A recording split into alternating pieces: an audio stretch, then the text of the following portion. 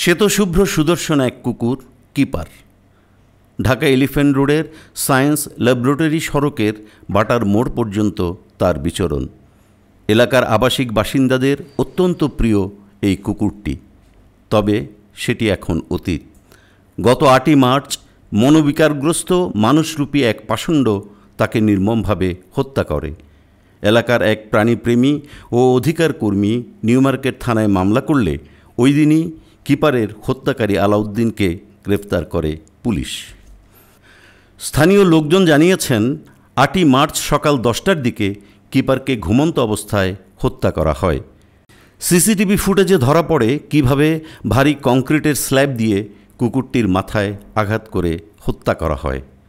পরে ভেটেরিনারি হাসপাতাল এবং সিআইডি ফরেনসিক ল্যাবে কিপারের ময়না তদন্ত করা হয়। তদন্তের দায়িত্ব নেন এসআই মনিরুজ্জামান। তিনি নিউজ জিকে জানান, হত্যাকারী আলাউদ্দিনের পরিচয় যাচাই বাছাইয়ের সময় বেরিয়ে আসে চাঞ্চল্যকর তথ্য। তিনি কুমিল্লার ব্রাহ্মণপাড়া থানায় দায়ের হওয়া একটি হত্যা মামলার পলাতক আসামি। ওই মামলায় একজন মানুষকে খুন করার অভিযোগ রয়েছে তার বিরুদ্ধে। এসআই মনিরুজ্জামান আরও জানান, মামলার তদন্ত হাতে নেয়ার পর কুমিল্লার ব্রাহ্মণপাড়া থানার ওসির সঙ্গে যোগাযোগ করে জানা যায়, এই ব্যক্তি একজন খুনি যে দীর্ঘদিন ধরে আত্মগোপনে ছিলেন। একটি কুকুর হত্যার তদন্ত করতে গিয়ে আমরা খুঁজে পাই এক পলাতক খুনিকে। ব্রাহ্মণপাড়া থানার হত্যা মামলার তদন্ত কর্মকর্তা টমাস বড়ুয়া নিউজ জিকে জানান, এই হত্যা মামলায় আলাউদ্দিনকে শোন অ্যারেস্ট দেখানো হয়েছে। বহুল আলোচিত কিপার হত্যার ঘটনার ভিডিও ফুটেজ ওই দিনই মুহূর্তে সোশ্যাল মিডিয়ায় ছড়িয়ে পড়ে। সাধারণ মানুষের মধ্যে বয়ে যায় ক্ষোভ আর শোকের ঝড়। পশু অধিকার নিয়ে কাজ করা সংগঠনগুলো দ্রুত বিচার ও অপরাধীর দৃষ্টান্তমূলক শাস্তির দাবি জানিয়েছে।